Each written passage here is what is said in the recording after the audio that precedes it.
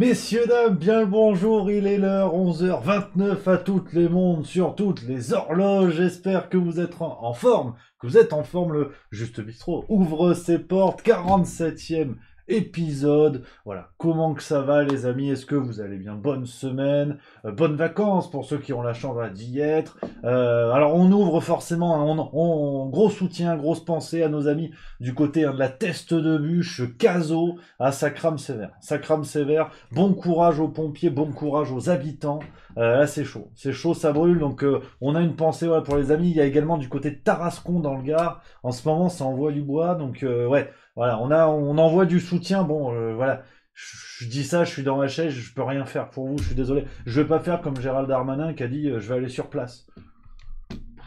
Voilà, enfin si, quand il y a des dames qu'on le fait au cul, là il est là, mais bon, pour les forêts, il va pas éteindre grand chose, donc voilà. Hein, on embrasse, et effectivement, il y a mon Bigna qui dit ça, qui a raison, tout de suite dans le vif du sujet. En plus, un test de bûche, il y a le camping des Flots Bleus, où a été tourné le chef-d'œuvre camping par là-bas, donc soutien à nos amis du coin. Les amis, j'espère que vous allez bien. Je vais dire merci à Mademoiselle Zazie qui vient de sub. C'est magnifique. C'est le deuxième mois. Ça commence en pleine forme. En plus, j'ai la banane. J'ai une petite surprise pour vous en fin de Juste Bistrot. On peut pas regarder le Tour de France tranquille. J'en dis pas plus. Mais voilà, on crée le buzz jour après jour. Je sais qu'il y a Edouard qui est en régie. On crée le buzz. Voilà. Donc, petite surprise, restez bien vous, je vous montrerai ça. Ça dure 2 minutes, c'est beaucoup de plaisir. J'espère que vous allez bien. Non, c'est pas une quatrième date. Il y a mon Bignac qui dit ça. Non, non, ça n'a rien à voir. C'est pique-nique, Tour de France. Je peux pas vous en dire plus, vous allez comprendre. Donc voilà, j'espère que vous allez bien les amis. Salut à Johnny Rimbo, première fois sur le chat. J'ai vu, on a un petit nouveau également. On a Asa Lilo qui est là, qui dit bonjour, donc bonjour. Salut aux fidèles parmi les fidèles. Florent Del, il y a mon Bignac qu'on a dit. Il y a Nyang Daouda qui est là. Il y a le Dev Paul qui est là. Il y a Jeanne Franchi, HP Caméléon, Miss Dins, Mondan Boss qui est là. Il y a tout le monde, quoi. La famille. Voilà, hein. On n'est pas des Allemands. Donc voilà, la forme, une petite gorgée tasse de café.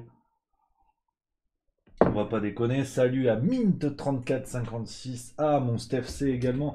Tout le monde est là, les amis. Nelson Mondela, vous le savez.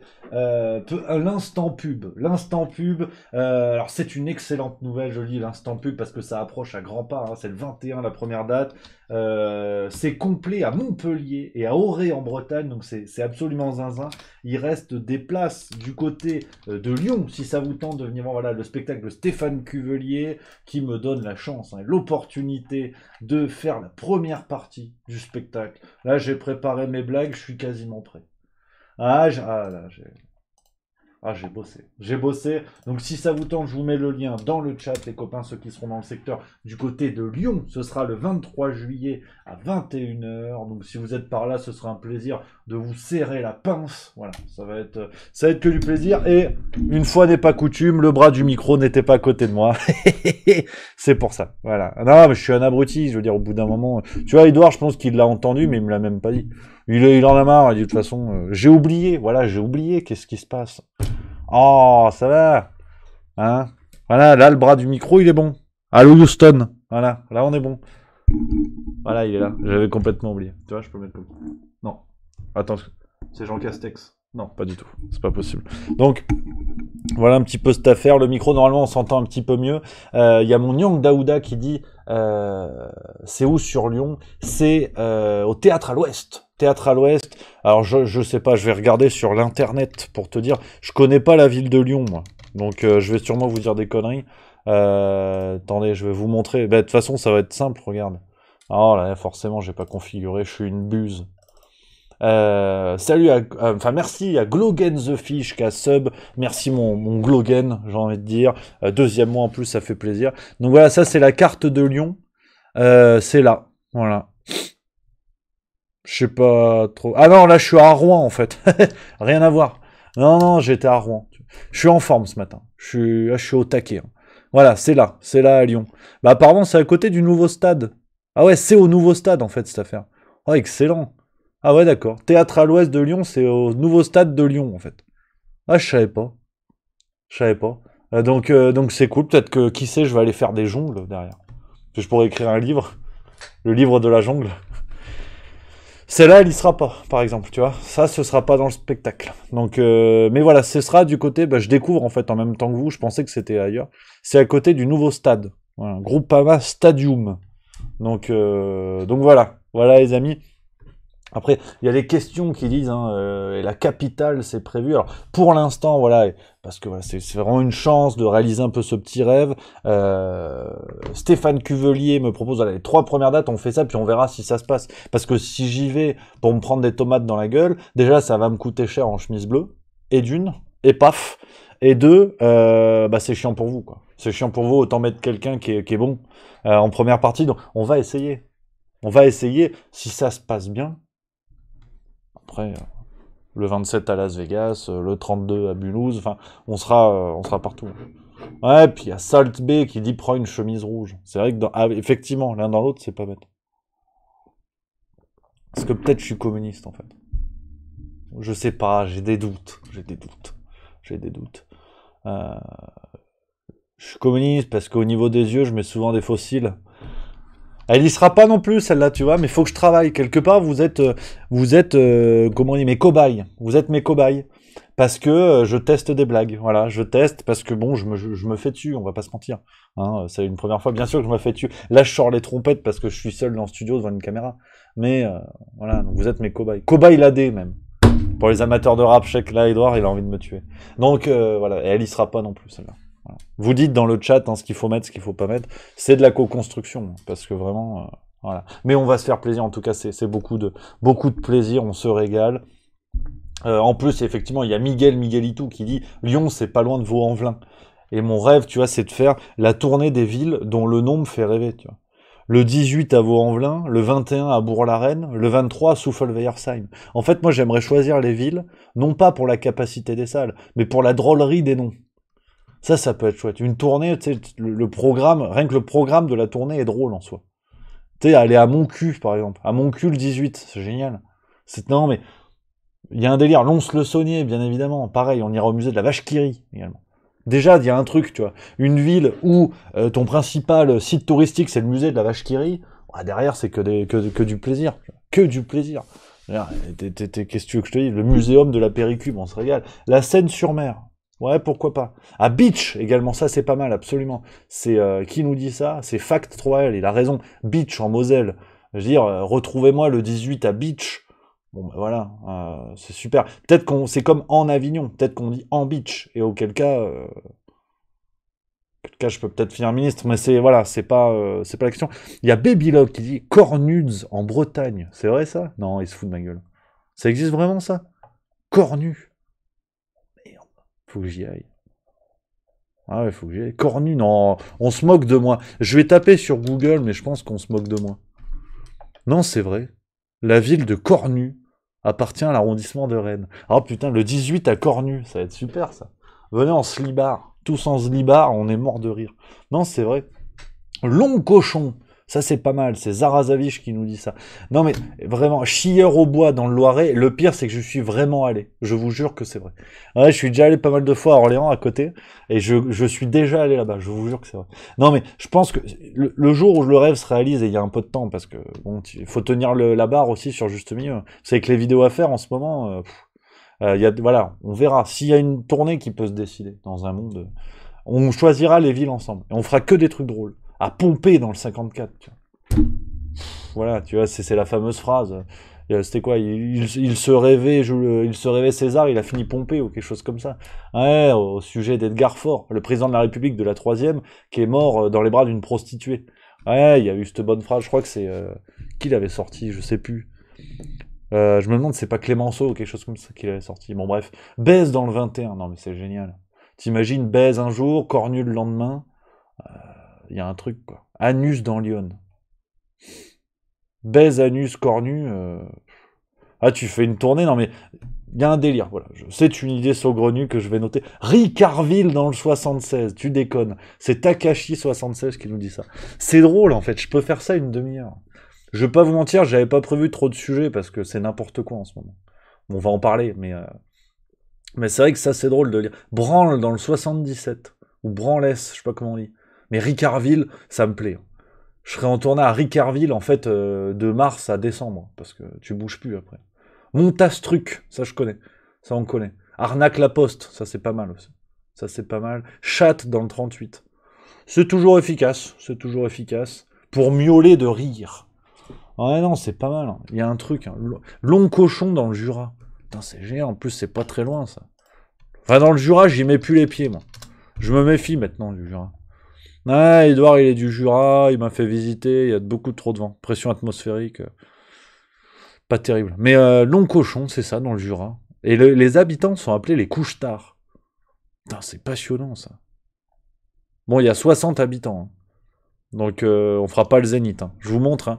On va regarder les fiches Wikipédia des villes dont vous me parlez. Hein. Mais moi, le Jura, j'y fous plus les pieds. Hein. Je vous le dis. Hein. D'abord, faut que je m'entraîne. Je vais aller à Ricarville 3-4 ans. Après, je retourne dans le Jura. Mais j'étais pas prêt. Hein. Edouard, il est mignon avec ses lunettes. Il parle de rap. Un peu un Yankee. Ah putain, il m'a amené dans le Jura. C'était koh. Hein. Oh. Je peux pas en dire plus. Hein, par respect de l'anonymat. Mais c'est quelque chose quand même. Ah ouais, ils sont costauds. Donc voilà, mais bon bref, c'est pas la question. Ouais, donc long cochon, c'est pas mal, mais on va retrouver une salle. Hein. Ce serait que la mairie, elle tire la tronche. La mairie, on dirait Elisabeth Borne. Hein. Ouais, ça fait longtemps qu'elle a pas été visitée. Mais bon, 60 habitants, ben on fera le zénith de long cochon. Il y a un délire, il y a un délire. Ouais, Roquebrune sur Argent, chez Dupont-Ligonnès, hein, ça je suis pas chaud. Alors ça, là on est en Alsace, là. Hartmann-Wielerkopf. Waouh, qui veut dire pain de mie en alsacien. Non, j'en sais rien en fait. C'est où ça cette affaire? On regarde, on fait un petit tour de France. Hein. Quand ça vous fait chier, vous me le dites. Hein. Mais je trouve ça assez rigolo. Merci à Joël3104 qui vient de subprime. Sûrement un amateur de géographie qui s'est dit tiens, c'est pas mal. Ouais, Hartmann Wielerkopf. Ah ouais, d'accord. Ouais, mais c'est un éperon rocheux. Ah oui, on se fout de ma gueule. Je vais pas aller jouer sur un éperon rocheux. Et voilà, en fait, c'est ça. Aller jouer au sommet d'une forêt, qu'est-ce qui se passe? Ouais. Le musée de la pipe, effectivement, dans le Jura, c'est DJPS 70 qui dit ça. C'est pas à Dole ou quelque chose comme ça. Ou à, non, je sais plus, effectivement, la capitale de la pipe. Ouais, il me semble, ça dit quelque chose. Ça me dit quelque chose. Ouais, enfin bon, il y a Bobzer23 qui dit c'est un peu chiant. Il aime pas la géographie. À Saint-Claude, voilà, Edouard, il a mis en majuscule, ça y est, on parle du Jura. Ça va, oh, c'est bon, votre territoire indépendant où souffle le vent la nuit. Voilà, avec les rues déjà qui sont pas droites, c'est n'importe quoi. Rue, beaucoup de virages. À Saint-Claude, absolument. Absolument. Voilà, bon. 5 Upper Sky, ça doit être une... Non, mais il m'a dit, on dit Kaper Kelly, je sais pas quoi. Ça veut dire coq en moldave, enfin c'est un nom bizarre. C'est un nom bizarre. Mais en tout cas, on va choisir. On va faire une tournée triomphale, moi je vous le dis les amis. Mais c'est vrai que, bon, mine de rien, on va un peu parler d'actualité. Je suis pas Laurent Deutsch, donc je vais pas te faire de la géographie pendant 8 ans. Bon, on va pas se mentir, c'est n'importe quoi en ce moment. Ah ouais, non, c'est n'importe quoi. Oh là là là là là là là là. Ça part en cacahuète de partout. Alors il y a des incendies, je t'en parle pas. On a eu quoi? Bon, il y a eu le 14 juillet. Ah si, non mais voilà, faut commencer par ça au fait. 14... Regardez, je vais vous montrer. Peut-être que vous n'avez pas fait gaffe à cette affaire. Au article du Figaro, donc tu vois, c'est officiel. Enfin, Madame le Figaro. Voilà. Hier soir était aux côtés de Brigitte Macron et des ministres du gouvernement la top modèle Naomi Campbell. Alors pourquoi je vous parle de ça? Je vais pas faire un défilé. Hein. Si je te dis ça, c'est que Naomi Campbell, son nom est cité dans l'affaire Epstein, immense scandale de pédocriminalité. Elle aurait joué le rôle de rabatteuse, son nom a été trouvé dans le fameux carnet d'adresses d'Epstein, on l'a assez proche de Ghislaine Maxwell, la femme de Jeffrey Epstein, actuellement en prison. Donc elle est empêtrée dans cette affaire-là, et elle défile le 14 juillet en France. Ouais, non, je sais, il y a Méréa 15 qui dit non, avec plein de O. Il y a plus de O dans sa phrase que dans les ricards que je me sers. Donc c'est dire à quel point il est estomaqué. Et cette dame, il était hier sur les Champs-Élysées le 14 juillet. Alors, qu'on soit bien d'accord, l'affaire Epstein est en cours, je veux pas relayer ce qui est encore au niveau du soupçon, je veux pas mettre de l'huile sur le feu parce qu'on parle quand même d'une affaire gravissime qui concerne notamment une tête couronnée du côté de la Grande-Bretagne. Enfin, aux États-Unis, on en parle beaucoup plus, les médias américains en parlent beaucoup plus, en France, Carl Zero en a parlé par exemple, mais on est sur un scandale international qui en France trouve un très faible écho, à tel point que l'une des personnes nommées dans cette affaire défile le 14 juillet sur les Champs-Élysées. Donc je voulais commencer par ça, pour vous donner un petit peu le niveau de la journée. C'est cocasse, voilà, je le dis, c'est cocasse. Honnêtement, j'ai trouvé ça scandaleux. J'ai trouvé ça scandaleux. Effectivement, il y a Gaëtan du 44 qui dit ça laisse quand même des doutes sur les réseaux des élites. Ça pose de sérieuses questions. Parce que peut-être que Naomi Campbell, dans cette affaire, va être reconnue innocente. Présomption d'innocence. Mais en attendant, quand t'as ton oncle qui est dans une affaire aussi grave, tu l'invites pas sur les Champs-Élysées. Enfin, quel message ça envoie? Je trouve ça quand même assez terrible. Et ça soulève beaucoup de questions. Donc, on commence en douceur, tu vois. On commence en douceur. Après, on a eu Emmanuel Macron qui a fait le traditionnel discours présidentiel du 14 juillet dans les jardins de l'Élysée. Et vlati pas que... bah écoutez, en fait, c'est encore le plus simple. Je pose la question. Certains, vous avez lu la presse, on sont inquiétés, on se disait peut-être y avait-il du flottement. Ça me touche qu'on s'inquiète pour moi. Parfois, ceux qui écrivent ça ne s'inquiétaient pas. Pour reprendre un terme qui a été beaucoup utilisé, si vous n'êtes plus Jupiter, vous êtes devenu qui alors? J'ai jamais revendiqué cette comparaison mythologique. Donc, mais je le disais, si certains avaient voulu me voir comme tel, c'est plus Vulcain, c'est-à-dire à la forge. Non, je suis engagé au service du pays. Vous savez... Qu'est-ce que tu veux que je te dise? Qu'est-ce que tu veux que je te dise? Tu sais, au départ, t'as une réponse, tu dis bon... il joue la montre, et tu sais, il fait preuve un peu de modestie, genre non mais attendez, j'ai jamais souhaité être comparé à un dieu. Bon, quand t'en es là, tu dis bon, après tout, ça va, il y a encore quelques neurones qui se touchent, on est bien. Et en fait, non. Il enchaîne et dit non, attendez, oh, je veux pas me comparer à Jupiter. C'est plutôt Vulcain. Tu te compares à un dieu. Ouais, ça va, ça dérange personne. Merci à Thiodès qui vient de sub, merci mon Thiodès, merci à toi. Donc non mais rendez-vous compte, vous connaissez la maison, à chaque fois je mets le doigt sur ces affaires-là, après on en tire, enfin vous faites les conclusions que vous voulez, mais imaginez une seule seconde, une fois, enfin c'est toujours le même raisonnement en fait. Donald Trump, Vladimir Poutine, Erdogan, tous les Kim Jong-un, tous les dirigeants qui sont du mauvais côté de la balance, et qui, merci mon Thiodès, qui dit merci pour ton contenu, juste au milieu, merci mon Thiodès, merci à toi. Mais imaginez une seule seconde ces dirigeants s'ils avaient prononcé la même phrase le jour du 14 juillet. Mais on aurait eu, mais je vous en mets ma main à couper, qu'on en aurait eu, mais plein la presse, avec des unes en disant waouh, Trump se prend pour Dieu, rendez-vous compte, il se compare à un dieu, le dieu de la forge. Non mais. Et en France, t'as comme ça Anne-Claire Coudray et la Couze, là, comment elle s'appelle, l'autre journaliste qui est sur France 5, je sais plus comment elle s'appelle, la dame. Et elles sont là, comme ça. Oh, ils se comparent à un dieu. Oh, mais c'est lunaire, en fait. Caroline Roux, voilà, merci à Clé 2 et Fac 3L, Caroline Roux, absolument. Son nom m'échappait. Et comme ça, il n'y en a pas une pour le dire, mais attendez, enfin... vous êtes en train de vous comparer à un dieu, enfin, de soulever la chose, je veux dire, et c'est pas un crime de lèse-majesté que de soulever ça, je veux dire, on a un président de la République avec cet air un peu béat, un peu hautain, qui était déjà celui du débat de Marine Le Pen, on va pas refaire l'affaire, mais faut quand même se rappeler des réactions de la presse le lendemain, alors qu'Emmanuel Macron avait eu un comportement puant, qui était celui vraiment d'un inspecteur du travail venu rencontrer un patron de PME en faillite, il y avait quelque chose de méprisant, il y avait physiquement, il dégageait de la moquerie physiquement. Et le lendemain, on nous expliquait qu'en fait, c'est lui qui avait gagné le débat, même dans l'attitude. Mais, enfin, quelqu'un qui me parle comme ça, en fait, dans la vraie vie, à mon petit niveau, je veux dire, dans un contexte où il n'y a pas de caméra, mais je rentre dans le lard, je veux dire, mais personne ne regarde les gens avec autant de mépris. Et là, il se compare à un dieu, et ça va. Ça passe. T'as pas un journal qui l'a relevé aujourd'hui à dire bon quand même c'est quoi le prochain épisode quoi. Il met une toche blanche et il lance des éclairs depuis le toit de l'Élysée en fait. Qu'est-ce qui va se passer au bout d'un moment? Ça s'arrête où la blague? C'est ça le truc si tu veux. C'est que à la limite que ça devienne grossier. Bon, c'est pas moi je suis pas le dernier à me fendre la poire. Donc j'ai pas de problème avec ça. Mais ça s'arrête où le délire? ça devient immensément gros.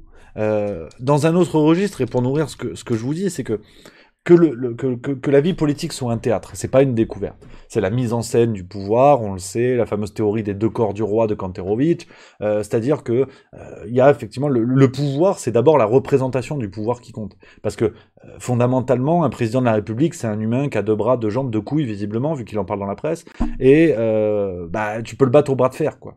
Par contre, ce qui compte, c'est que le président, quand lui, il se déplace, il y a 55 bagnoles devant, 55 bagnoles derrière, la police, la gendarmerie, l'armée de terre et la NASA. Ça, c'est l'incarnation du pouvoir, c'est la représentation du pouvoir. Mais en tant que tel, Emmanuel Macron n'est qu'un humain comme les autres. Et ce qui compte, c'est ça, c'est l'apparat du pouvoir. Les rois mettaient des perruques, mettaient des manteaux en fourrure, en poil de cul de belette, enfin, il y avait de tout. Mais cette représentation du pouvoir, voilà, ce théâtre, il faut l'accepter, que ce soit d'ailleurs dans des systèmes monarchiques ou dans des systèmes démocratiques. Donc il y a toujours eu ça, l'apparat, le pouvoir, ça il n'y a pas de problème. Mais là ça va jusqu'où en fait? Ça va jusqu'où? C'est-à-dire qu'on est au-delà de la représentation et de l'incarnation du pouvoir. Effectivement, un président qui doit dégager une hauteur de vue, qui par ses propos doit se distinguer de la masse, parce que même s'il n'est qu'un humain, sa façon d'être, sa façon de faire, ses mots doivent se distinguer, doivent être différents. Il ne peut pas avoir le langage de quelqu'un comme moi, ou d'une boulangère, ou d'un caissier au Lidl. C'est logique. Mais par contre, là, ça va jusqu'où, en fait? Ce jeu du pouvoir qui maintient des gens qui n'arrivent plus à s'incarner eux-mêmes. Et si je vous dis ça, je pense par exemple, vous me voyez sûrement venir, à Joe Biden. On est pareil, je veux dire, il y a cette incarnation du pouvoir, on hisse la personne de Joe Biden pour dire c'est le président des États-Unis. Regardez la stature. Mais regardez aujourd'hui, Joe Biden, c'était lors de sa visite en Israël, je crois que ça s'est passé hier ou avant-hier, c'est du tout frais. Regardez, après un discours, il serre la main d'un fantôme. Voilà. Je vous remets un petit peu le machin. Voilà, il serre la main, il n'y a personne devant lui. Il n'y a personne. Il tend sa main. Et j'aimerais vous dire, à la limite, bon, il n'y a que ça. Voilà. Après, oui, on parlera aussi des histoires de Hunter Biden. Hein, ça aussi, c'est encore autre chose. Mais vous allez voir, il a fait un discours. Il y a eu un joli lapsus. Écoutez. To honor 6 million Jewish lives were stolen in the genocide and continue, which we must do every day, continue to bear witness. To keep alive the truth and honor of the Holocaust, horror of the Holocaust, honor those we lost so that we never, ever forget that lesson. Il parle de l'honneur de l'Holocauste avant de se reprendre. Alors, un lapsus comme ça, attention, ça arrive à tout le monde. Mais qu'est-ce que je peux vous trouver d'autre? On a eu récemment, pareil, dans un discours, c'était il y a moins d'une semaine, j'ai mis l'extrait dans la farce tranquille de cette semaine pour ceux qui ont suivi, pour les bons élèves, écoutez. Attendez, je vous le remets.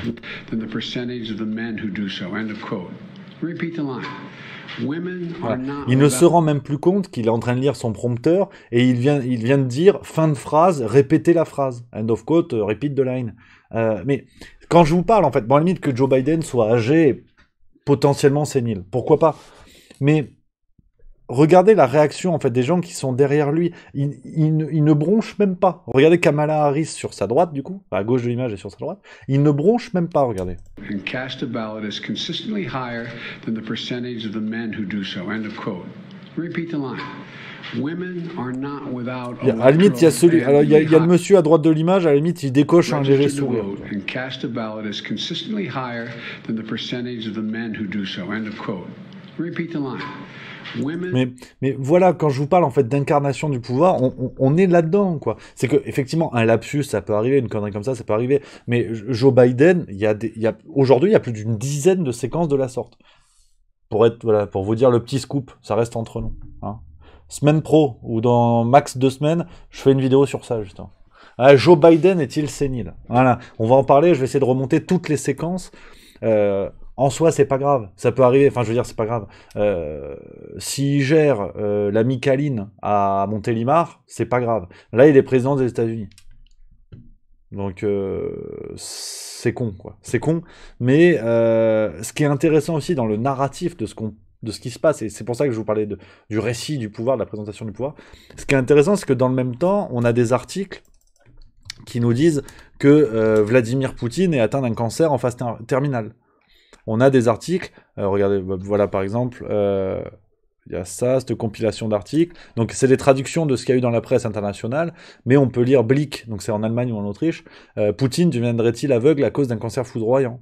On lit des choses comme ça aujourd'hui. La santé de Vladimir Poutine, on en parle beaucoup. Voilà, c'est un article du côté de la Belgique, où on nous dit, on parle de ça, voilà. Que se passerait-il si le président russe venait à disparaître? De l'autre côté, en fait, alors que Joe Biden semble factuellement sénile, et âgé en tout cas, mais ça arrive, c'est la vie. Pendant que Joe Biden semble factuellement âgé et ne semble plus être à 100% de possession de ses moyens, eh ben on se pose la question de la santé de Vladimir Poutine. Va-t-il crever du jour au lendemain? Ça, c'est du narratif, c'est vraiment le narratif du pouvoir. Factuellement, vous voyez bien que ça ne repose que sur peu de choses. Enfin, c'est assez terrible. Et donc, pour boucler la boucle et faire le lien avec un peu tout ce que je viens de vous dire, on voit bien que Emmanuel Macron, aujourd'hui, il construit un narratif de son pouvoir que plus personne ne remet en cause. Alors que, un président qui se prend pour Dieu, c'est pas possible. Je viens de voir effectivement dans le chat ce que je vous ai montré, c'est un petit peu léger, effectivement, en article sur Vladimir Poutine. Regardez, j'ai tapé Poutine cancer et amusez-vous à le faire chez vous. On a Le Point, La Dépêche, Midi Libre, Paris Match, la RTS en Suisse. Regardez, voilà, selon une enquête, 13 juin 2022, selon une enquête, Vladimir Poutine aurait un cancer de la thyroïde mais devrait en guérir. On se pose cette question-là comme ça, tu vois. Poutine malade, rumeur ou tumeur. Ça, c'est Paris Match. Tu vois. Alors oui, effectivement, c'est pas peut-être l'enquête du siècle. Midi Libre, pareil. La question se pose ouvertement. Vous ne verrez pas d'article sur Joe Biden est-il en train de se chier dessus, pour être un petit peu cru. Là, on est dans le narratif du pouvoir. On est dans le narratif du pouvoir, donc j'ai beaucoup parlé. Mais je prends des messages dans le chat, hein, dites les amis ce que vous en pensez, si vous trouvez ça un petit peu excessif. J'ai dit beaucoup de choses, mais n'hésitez pas à réagir. Alors il y a Alpha40 déjà qui nous dit... Quand on sait à quel point il est sénile et qu'on repense à Macron qui lui court après en mode Joe, comme si Joe comprenait quoi que ce soit, le mec sait même pas où il est. Enfin bref, mise en scène. Il y a Xag qui parle à Bisouille44 qui dit t'as tout à fait raison, Poutine est plus soft, les autres partis russes sont plus extrêmes. Crapouillot qui dit ah. Voilà. Café Crayon, c'est intéressant, qui dit pour contredire un peu, aux US, on vote pour le président plus le vice-président. Les deux négocient entre eux de qui fait quoi. Exemple type, Dick Cheney faisait tout et George W. Bush faisait le reste. C'était une négociation entre eux, alors que Barack Obama faisait tout et Joe Biden faisait le reste. Effectivement, il y a cette question-là qui se pose, mais ce qui n'empêche pas en fait la question de la représentation du pouvoir de Joe Biden, où en fait souvent, il y a cette image de marionnette qui pose problème, parce qu'on dit oui, complotisme et tout, machin, rendez-vous compte, la fameuse fresque d'Avignon où il y a Jacques Attali qui tirait les ficelles d'Emmanuel Macron, bref. Dire que quelqu'un est la marionnette d'une autre, ça c'est toujours un peu compliqué comme argument, mais Joe Biden, on voit bien aujourd'hui que... Enfin, il ne semble plus en possession de ses moyens, en fait, quoi. Il serre des mains dans le vide. Je veux dire, c'est quand même... ça devient un peu inquiétant. Peut-être que j'exagère, hein, sûrement, mais... c'est un peu léger, quoi. Un peu léger. Ah, il y a Crapouillot qui dit plus haut, je disais bonjour à tous, juste mieux, salut mon Crapouillot. Oh, je te taquinais, gourmand. Voilà, en plus, il y a Badger Killer. T'as dû le faire marrer avec ton A. Badger Killer, il t'a offert un abonnement. Putain, c'est beau, ça. Ça, c'est de l'humanisme. Ça me parle, ça. Ça me parle.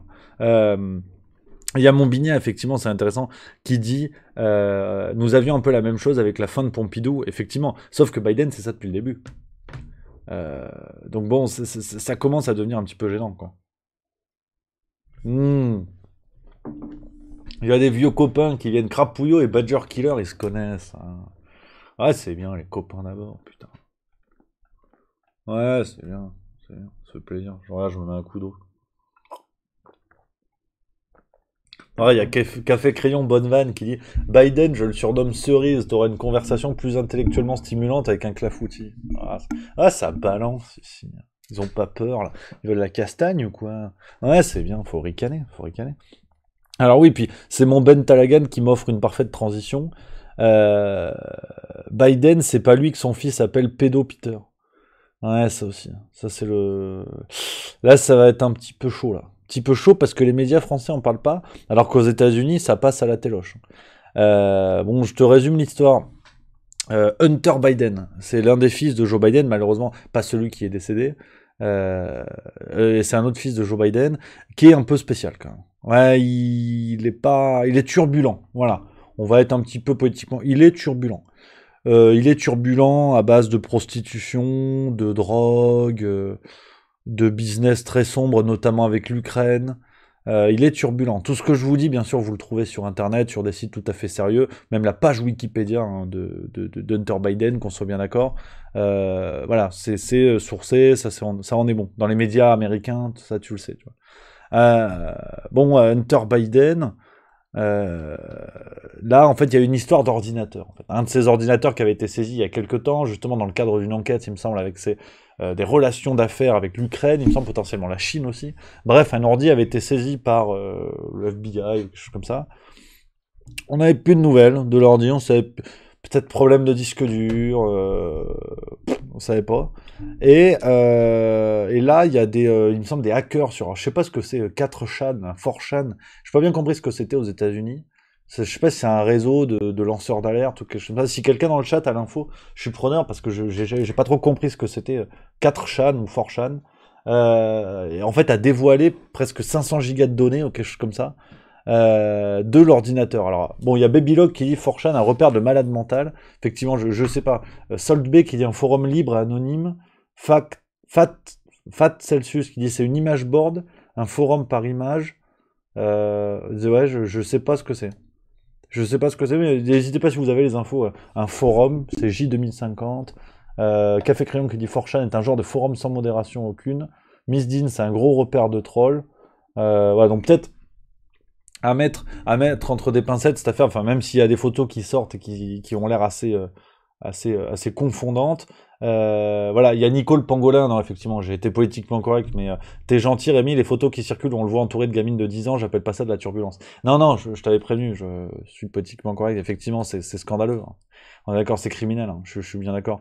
Et donc en fait, bon bref, toutes ces données sont en train de sortir, on voit des photos où il y a...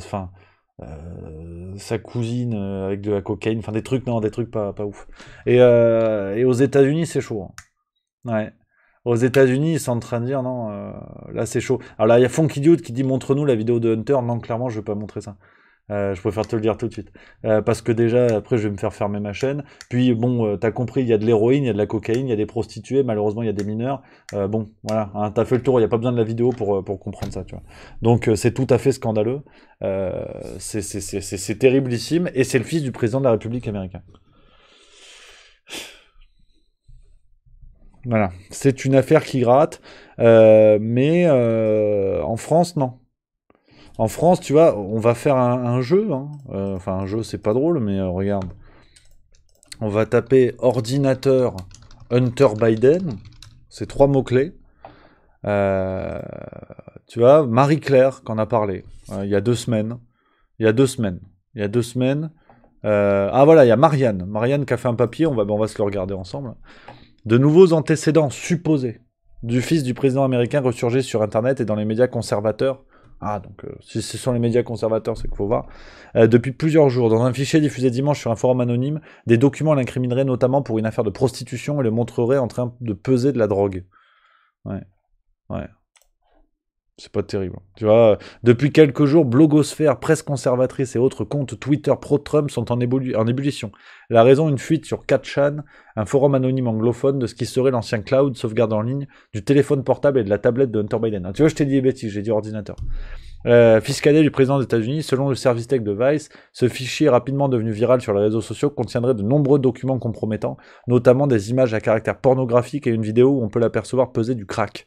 Le média international précise toutefois qu'il n'a pas été en mesure de vérifier de manière indépendante les fichiers ou leur provenance, relevant tout de même qu'une série de photos de Hunter Biden qui n'apparaissaient pas ailleurs sur Internet ont été dévoilées. Ouais. Ils prennent beaucoup de pincettes. Mais ça fait pas rire quand même.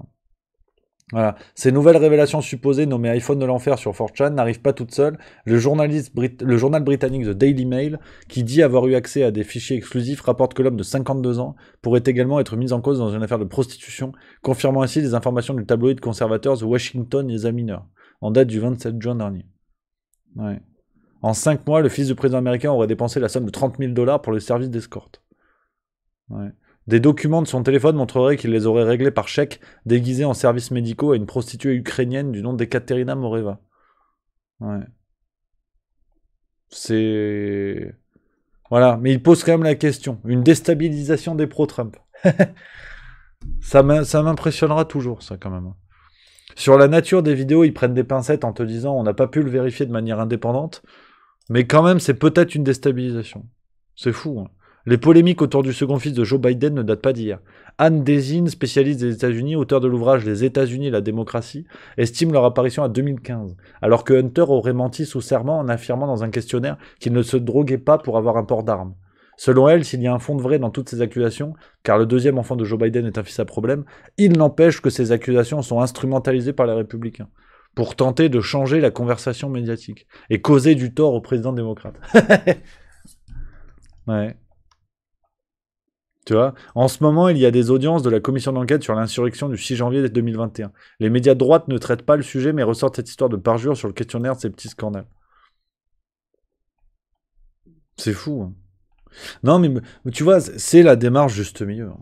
Moi, je te parle du sujet, et c'est... En un article de Marianne, tu vois un peu toute la mauvaise foi de ce qui se passe, quoi. C'est que sur le sujet, à la base, on te dit non, mais attention...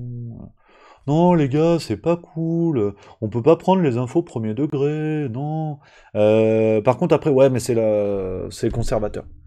Mais attends, comment vous êtes sûr que les conservateurs tentent de déstabiliser Biden avec des infos dont vous dites qu'elles ne sont pas sûres?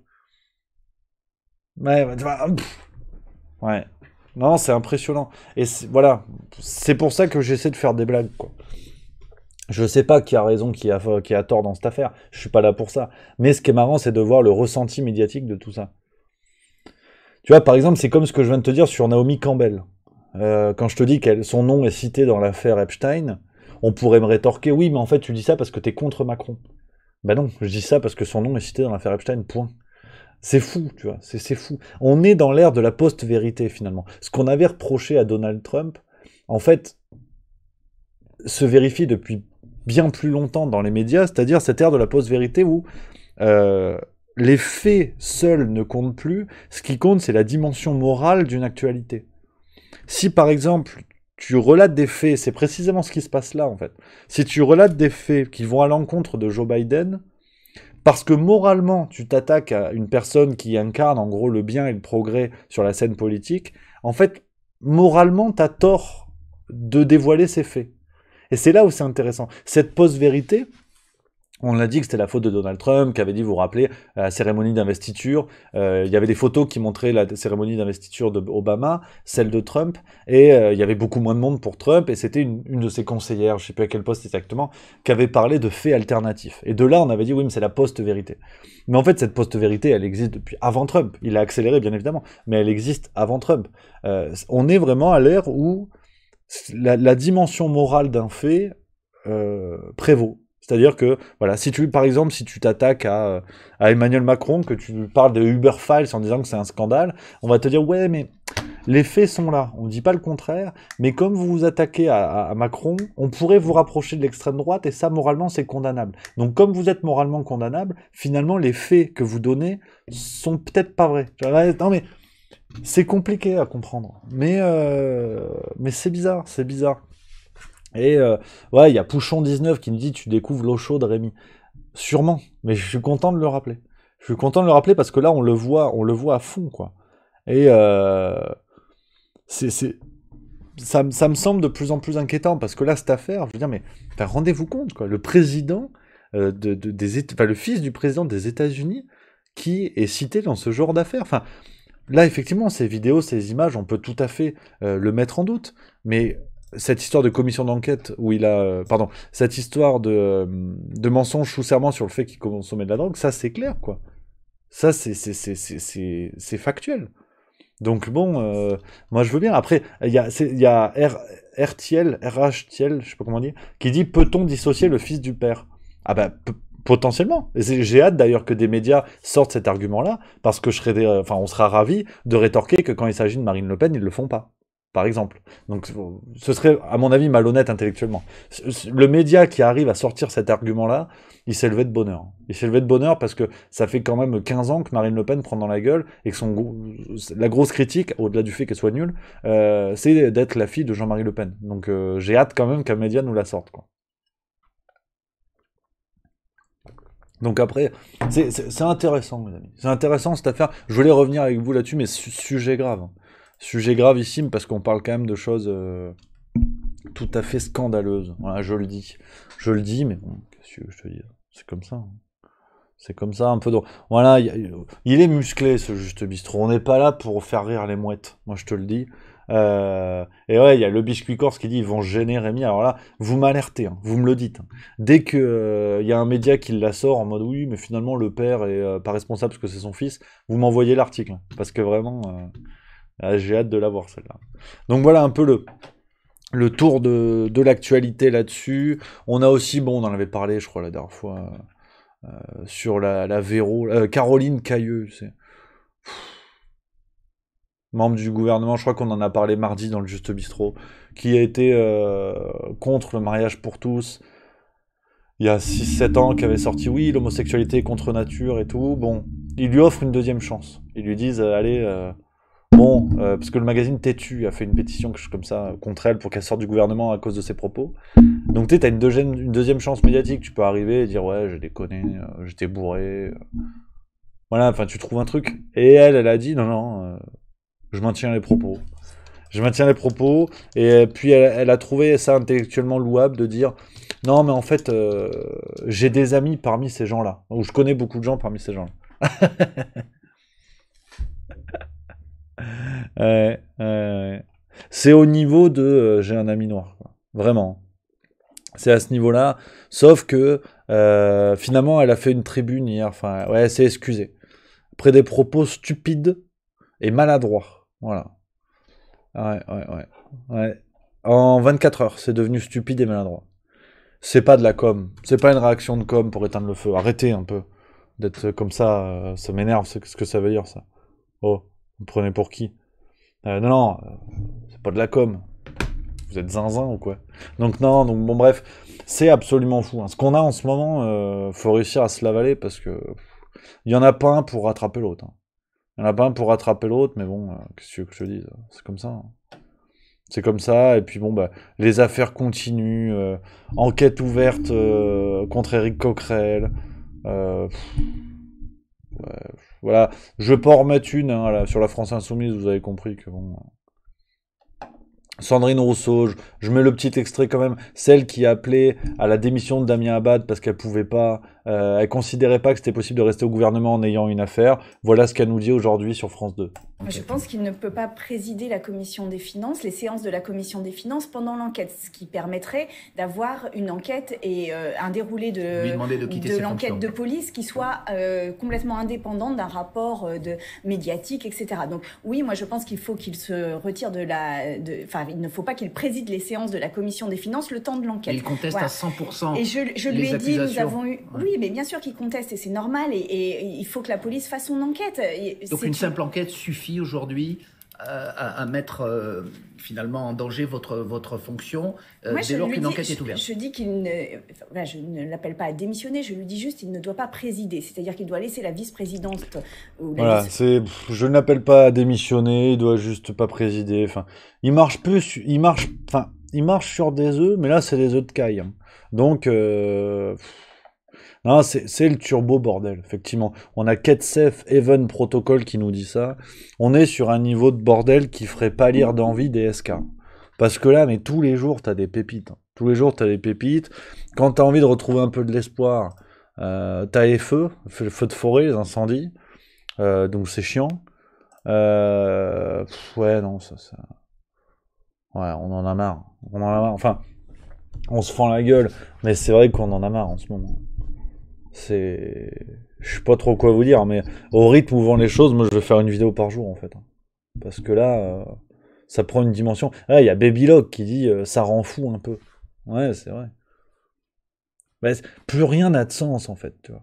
Des gens te disent une chose un jour, le contraire le lendemain. le fils du président de la République a des affaires de prostitution et de drogue aux États-Unis, on te dit ça va.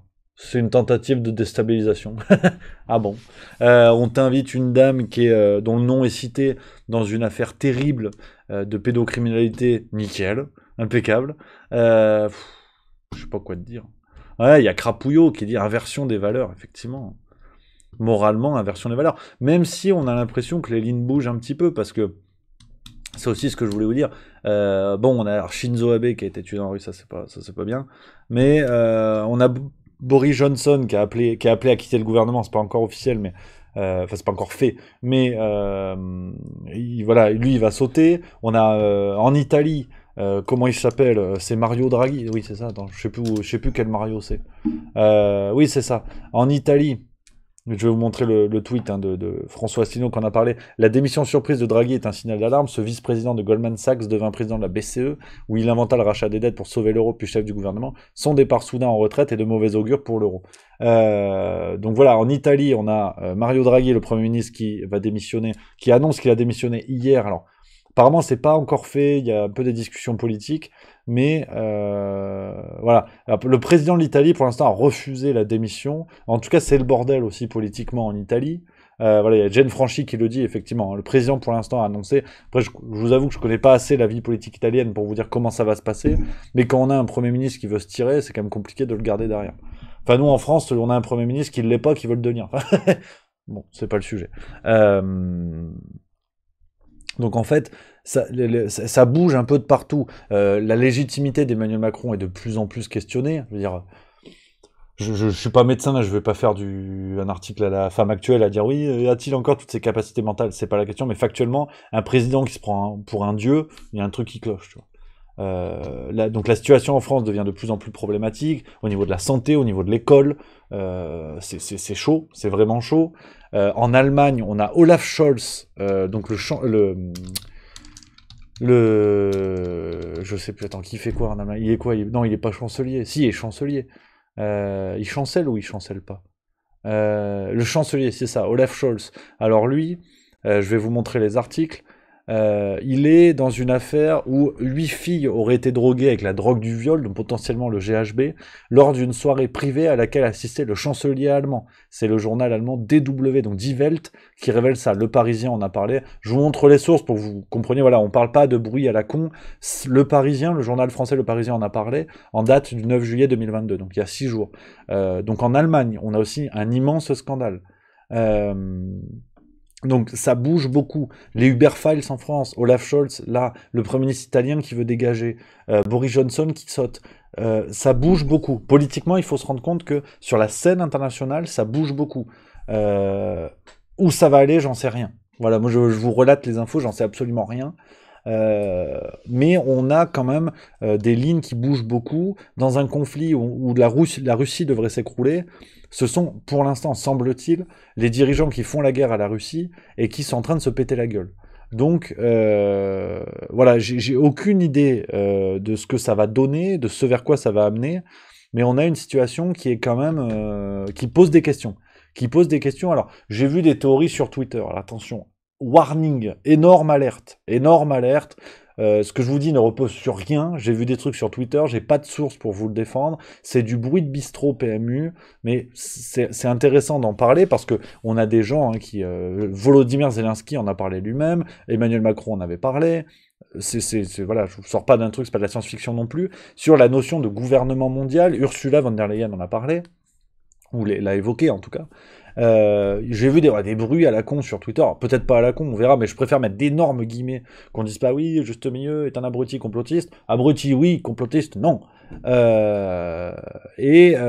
qui voudrait, théorie peut-être fumeuse, on verra, qui voudrait que les dirigeants occidentaux en fait sautent les uns après les autres, pour que finalement s'impose l'idée d'un gouvernement nécessaire au niveau du monde, une sorte de gouvernement mondial qui serait chapeauté. Alors j'en sais rien, c'est là où s'arrête un petit peu la théorie, où je comprends pas du tout d'où ça sort, et qui pourrait, en fait, comment ça pourrait s'installer en fait. Donc c'est l'une des théories. L'autre théorie que j'aime bien, que j'aime un petit peu plus, qui irait vers en fait peut-être un réveil des peuples, ce qu'on a vu aux Pays-Bas, où en fait... tout devient tellement gros. Voilà, cette pandémie, par exemple, le conflit en Ukraine, tout devient tellement gros que de tous les côtés, en fait, les gens se sentent de plus en plus lésés, que ce soit ceux qui ont fait le vaccin ou ceux qui l'ont pas fait. Aujourd'hui, il faut refaire des doses, on reparle de passe sanitaire, on sait même pas pourquoi. On emmerde nos soignants, que ce soit les vaccinés ou les non vaccinés, parce que finalement, tous sont dans des conditions déplorables. On emmerde nos soignants, et après on dit attention, il faut pas être malade, parce qu'il y a plus personne dans les hôpitaux. Je veux dire, tout devient absurde. Mais facilement observable. On n'est plus sur des détails économiques, sur des chiffres à la virgule. Tout devient absurde. Donc, même, peut-être, tu vois, du côté des Ukrainiens, des Russes, il y a des gens qui se disent, bon, bah, on est en guerre, mais en fait, pourquoi je dois aller buter le Russe? Enfin, c'est la vanne de Coluche. On a fait la guerre contre les Allemands ou avec les Allemands. Là, c'est un petit peu pareil. Il y a mon Ben Talagan qui dit effectivement ce qui s'est passé au Sri Lanka, avec ce soulèvement populaire, où ils sont rentrés dans le palais royal ou présidentiel. Vu la gueule du palais, on sait pas trop. Mais c'est assez, ce qui se passe, c'est intéressant. Il y a beaucoup de mouvements, voilà, qui sont renseignés dans les médias classiques. C'est pour ça que je prends quand même beaucoup de pincettes sur ce qui se passe, parce que on n'est jamais à l'abri derrière d'un article de Libération comme quoi je serais complotiste. Oh, super. Moi qui ai fait les cannelés, génial. Donc voilà, intéressant ce qui se passe. Affaire à suivre, les amis. Mais sur le plan géopolitique, on voit vraiment beaucoup de mouvements. Donc, nous, on sera là, hein, dans Juste Bistrot. On va siroter. Hein, t'en penses quoi? On va voir ce qui se passe. Puis on va faire des blagues. C'est le plus important. Faire des blagues le 21 à Montpellier, le 23 à Lyon et le 30 à Auray, en Bretagne. Donc, affaire à suivre, les amis. On a aussi ce petit bruit. Alors, ça m'a rendu grognon. Je sens qu'il y a un instant grognon qui se prépare. Ce petit bruit, alors vous le savez, hein, beaucoup en ont parlé, ont pris ça pour une sorte de victoire sur ce qui s'est passé par rapport au pass sanitaire. Alors vous savez, donc le texte, le projet de loi pour la réinstauration du pass sanitaire qui a été un peu zigouillé, beaucoup de choses ont été enlevées, et ce bruit, enfin cette idée a été sortie par... voilà, bon, il y a Béatrice Rosen qui en a parlé, Florian Philippot, tac. Je crois que il y a un article aussi de Public Sénat qui l'a évoqué. Apparemment, il y aurait peut-être une sorte de deal qui se ferait, de bricolage au niveau du Sénat pour valider le texte, où en gros, on aurait, voilà ce qu'en dit Florent Philippot, donc sous réserve à approuver. Le Sénat voudrait la réintégration des suspendus contre le retour du pass sanitaire. Donc c'est une sorte de marchandage qui se ferait du côté du Sénat pour bricoler le texte. À voir, affaire à suivre, ça en parle un petit peu. Si je trouve plus d'articles qui parlent de ça, je vous tiens au courant. Voilà, on a Philippe Bas, donc, qui est rapporteur au Sénat par rapport à ce texte. Voilà ce qu'il nous dit. Peut-être qu'on va avoir plus d'éléments, on va découvrir ça ensemble.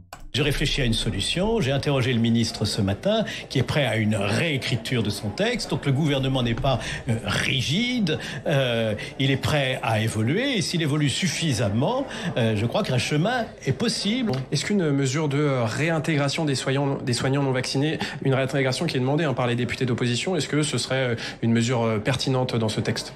Mais il faudra bien que ces personnels soient réintégrés le jour où nous considérons, sur la base d'avis médicaux, qu'il n'y a plus de danger pour les personnes vulnérables d'être soignées par des gens qui pourraient attraper le virus. Donc je crois qu'il faut mettre en place un dispositif, oui, et on peut le faire dans ce texte, pour garantir à ces personnels de pouvoir être réintégré le plus vite possible compte tenu de la situation sanitaire. Donc voilà, donc Philippe Bas qui continue en fait cette discussion de dire que le vaccin empêche à la fois la contamination et la transmission du virus, alors que bon, aujourd'hui, il y a eu une intervention au Sénat de quelqu'un qui a dit que c'était une connerie. Mathilde Panot en a parlé elle-même d'ailleurs à l'Assemblée nationale. Bon, affaire à suivre. Sur ce plan-là aussi, les amis, voilà, comme dirait Naltir, et je crois que je suis d'accord, il dit bof. Voilà. C'est peut-être ce qui me semble le plus cohérent. Effectivement, bof. On va voir, c'est bof. On va voir ce qui va se passer. Je vous avoue que voilà, c'est intéressant. Il y a beaucoup de choses en ce moment, mais on va pas se mentir. les vacances arrivent à point nommé. Les vacances arrivent à point nommé. Je vous l'ai dit, les amis, on arrive au bout de ce Juste Bistrot. 47e session. Merci à vous, merci à vous. Bon appétit pour ceux qui sont à table et qui regardent ces bêtises en mangeant. Le programme, ce qui va se passer. Donc on a, que je vous dise pas de bêtises, là il y a de belles choses qui arrivent. On a samedi, première vidéo sur Juste Culture de Loïc Besnier sur le Cinoche. Ça va parler Cinoche, c'est que du plaisir. Ça c'est samedi. Dimanche, deuxième épisode sur Juste Milieu de Cassolette et Macronie sur Agnès Buzyn. On va créer le buzz. Ouais, ça, vous allez voir, c'est cocasse. C'est cocasse. Et puis après, je vous donne rendez-vous la semaine prochaine. On va avoir du Juste Bistrot mardi. Je vous le dis tout de suite, que ce soit fait, les amis. Pas de Juste Bistrot vendredi prochain parce que je serai en tournée. Voilà, je serai entre Montpellier et Lyon. Donc préparez-vous. Voilà, préparez-vous. Et du coup, je pourrais pas le faire jeudi. Je pourrais pas l'avancer non plus parce que je serai pas dispo jeudi midi. Donc désolé. Désolé les copains. Voilà, mais c'est pour une bonne raison. C'est pour une bonne raison. En plus, normalement, je vais réussir à pouvoir filmer des petits bouts du spectacle pour vous les montrer. Donc ça va être chouette comme tout. Et la semaine prochaine, on a La Farce Tranquille qui va sortir. J'espère la vidéo sur Joe Biden. On va voir, il y a une nouvelle chronique sur Juste Culture. Enfin, voilà. Il y a beaucoup de choses qui arrivent, beaucoup de plaisir, les amis. Donc le programme sera un petit peu chamboulé la semaine prochaine et celle d'après. Celle d'après, on a Edouard, le soldat, qui va se reposer. Donc je gérerai la boutique tout seul, le rythme va se calmer. Et la première semaine d'août, je vous le dis, on ferme rideau. À moi les tongs, à moi le chapeau de paille. Vraiment, on ferme complet. Il n'y aura pas de vidéo, il n'y aura pas de farce tranquille, il n'y aura rien du tout. Comme ça, tout le monde se repose. Hein. Soleil, Ricard. Tour de France, il n'y a pas, mais je regarderai le replay parce que je suis un affreux zinzin. Et voilà, on fermera une semaine complète, comme ça on laisse reposer les organismes et on reviendra en pleine forme. Donc voilà, le rythme va baisser doucement, les amis, jusque la première semaine d'août. Par contre, quand on revient, ça va chier les bulles carrées. On va revenir en forme, je peux vous dire, ça va être absolument fou. Donc voilà les amis, on arrive au bout de ce Juste Bistrot, la 47e épisode, voilà, c'est complètement fou. Il y aura la matinale quand même, mercredi prochain, vous inquiétez pas. Si le week-end se passe bien, il y a moyen d'une matinale lundi, je vous tiens au courant. On va voir. On sait pas, tout est possible. Regarde, maintenant j'ouvre un bouton à la chemise, je veux dire, le monde est fou. Donc, voilà les amis, j'espère que ça vous a plu, beaucoup de choses, beaucoup de sujets aujourd'hui, vous avez été nombreux, quasiment 460 quasiment, donc c'est que du plaisir, on n'est pas loin du record, c'est génial, vous êtes de plus en plus nombreux, donc ça c'est vraiment chouettos. Moi je vous embrasse, je vous dis merci pour tout, je compte sur vous, vraiment n'hésitez pas, si ça vous tente à nous suivre sur Juste Culture, on est à fond, il y a de nouveaux formats, il y a de nouvelles vidéos, de nouveaux thèmes, je comprends, certains sont encore un petit peu dubitatifs, ils dubitent, ça dubite un max, mais c'est le but du jeu, voilà, on vous propose de nouvelles choses, on compte sur vous, si ça vous tente de nous soutenir dans cette aventure, il y a encore plein d'autres choses qui vont arriver sur Juste Culture, de nouvelles vidéos, nouveaux formats, il y a un premier interview normalement que je vais tourner, on va parler de Queen, vous allez voir, ça va être absolument fou. Et puis, je vous l'avais promis, la petite surprise pour la fin, la petite rigolade, parce que qu'est-ce que je vous avais dit? Super. Je suis allé voir le Tour de France dimanche dernier. D'accord? Et puis, j'étais tranquille à table en train de discuter le bout de gras, tu vois. J'étais à table comme ça avec des camarades. Et puis, il y a une voiture du Tour de France qui est arrivée. Puis voilà, je n'en dis pas plus. Je vous diffuse une petite vidéo du compte officiel du Tour de France sur YouTube. Si vous voulez la retrouver, ils vont la mettre sur leurs réseaux sociaux. C'est cocasse. Je vous en dis pas plus, c'est 2 minutes 36 précisément. Faut que je vous raconte, on finit là-dessus, parce qu'après j'en ai un qui m'attend là, il fait faim, et puis moi aussi j'ai faim. Faut que je vous raconte l'histoire. Non mais, t'as vu, j'étais attablé, bon j'avais une dégaine Tour de France, de toute façon je suis comme ça dans mon salon en général. T'avais la bagnole du Tour, c'était 20 minutes avant la caravane, donc tu sais, j'étais à table, bon, j'avais une belle descente, j'étais pas à vélo, mais il y avait une belle descente, et puis t'as une bagnole du Tour qui arrive, et il s'arrête à notre hauteur, il dit « Vous êtes Suisse ?» On dit « Non, on est Français. » Et il dit « Ah oui, parce qu'on croise que des Suisses. » Alors déjà, j'ai dit « Là, on tient un candidat. » Et je lui dis « Oui, mais en même temps, on est en Suisse, donc il y a sûrement un lien. » Et il dit « Bougez pas, on arrive. » Ils vont se garer un petit peu plus loin, ils descendent de la bagnole, une caméra, un micro. Là, je me dis, merde, ça va chauffer. Et il débarque, il dit, oui, on peut répondre, enfin, ça vous dérange pas de répondre à quelques questions pour des vidéos pour le truc du tour. Là, j'ai les camarades qui étaient autour de la table qui m'ont tous pointé du doigt en disant, vous avez un candidat. Puis bon, après, là, mais c'était très sympatoche, hein. Je salue les 2 messieurs qui font ça, donc je connais pas leur prénom, mais vraiment qui s'occupent un peu, voilà, des petites vidéos autour du Tour de France, donc le guide du supporter, ils vont interroger les gens au bord des routes et tout. C'est vraiment sympatoche, on a bien déconné, on est resté un quart d'heure, 20 minutes avec eux, vraiment très sympatoche. Et après, on a blagué, et le mec qui nous dit, ouais, mais qu'est-ce que tu fous en Suisse? Et je dis, je fais des blagues sur YouTube. Il pensait que je me foutais de sa gueule, comme à peu près toute la vidéo.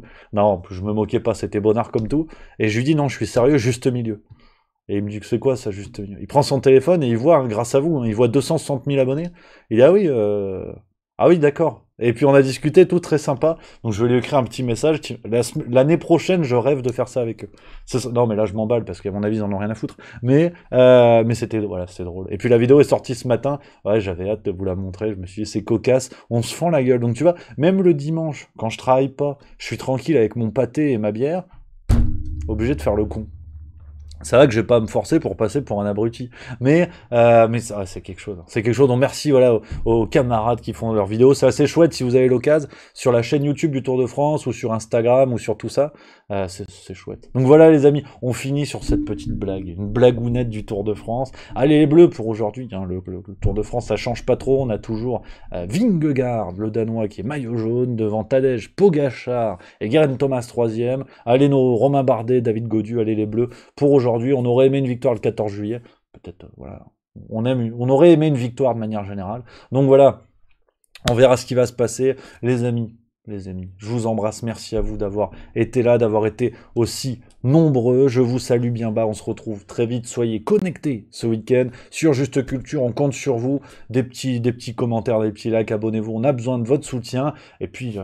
ça se rapproche, le 21 juillet à Montpellier pour ceux qui viennent, 23 à Lyon pour ceux qui seront là, et nos amis bretons le 30. J'ai hâte de vous serrer la pogne et qu'on discute le bout de gras tous ensemble. Donc je vous embrasse. Merci à vous, merci les copains. Prenez soin de vous, bon week-end, on s'hydrate. Bon courage à ceux qui sont pas loin des incendies. Bravo, chapeau et bon courage à nos pompiers qui s'activent un peu de partout dans la France. Et puis voilà. Bon week-end, vive la rigolade, vive la France et c'est fini. Regarde la Game Boy et paf. Et là, tu m'entends encore en fait. J'ai pas éteint le micro. Si je veux, je fais 1 heure encore. Non, je rigole. Allez, bisous.